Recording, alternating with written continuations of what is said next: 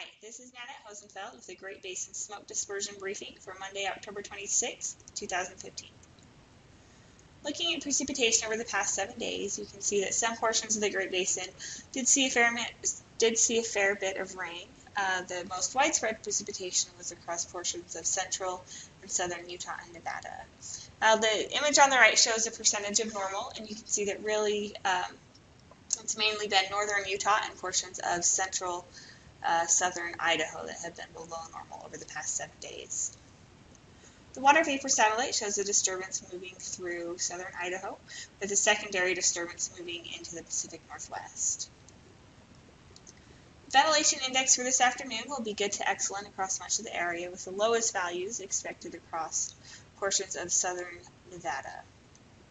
And looking in a little more detail, you can see that transport winds are expected to be quite light across southern Nevada this afternoon, the area where we saw the lower ventilation index values, with pretty healthy transport winds and mixing heights across much of the rest of the Great Basin.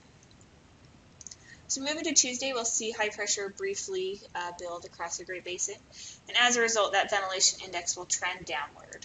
You can see that with the building high pressure, winds will decrease significantly, and our mixing heights will also lower.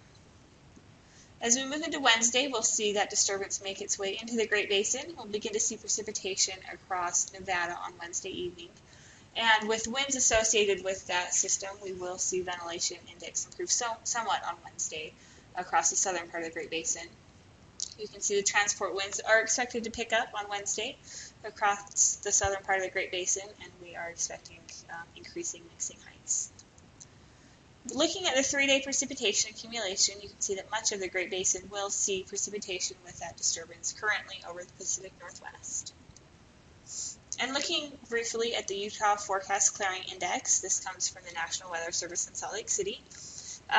Mixing will be good to excellent across much of the area on Monday and Tuesday, but as we move into Wednesday, you can really see how the clearing index starts to decrease across the northern part of Utah.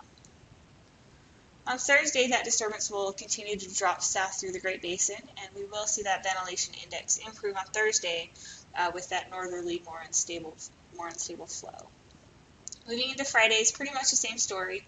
Good to excellent mixing across much of the area, with the exception of portions of western Nevada and western Idaho.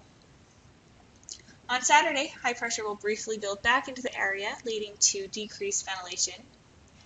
However, on Sunday, we are looking at the potential for winds to increase ahead of another disturbance, and so ventilation will improve from Saturday into Sunday. This unsettled weather pattern will continue into the day 4 and 5 period, and as a result, quite a bit of the area will see precipitation accumulation in that 4 to 5 day period.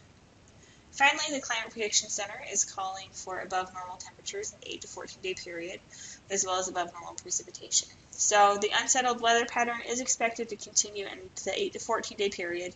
It's hard to pin down right now which days will have better mixing and worse mixing. However, we are expecting some periods of unsettled weather, which will lead to times of improved ventilation index. So that's it.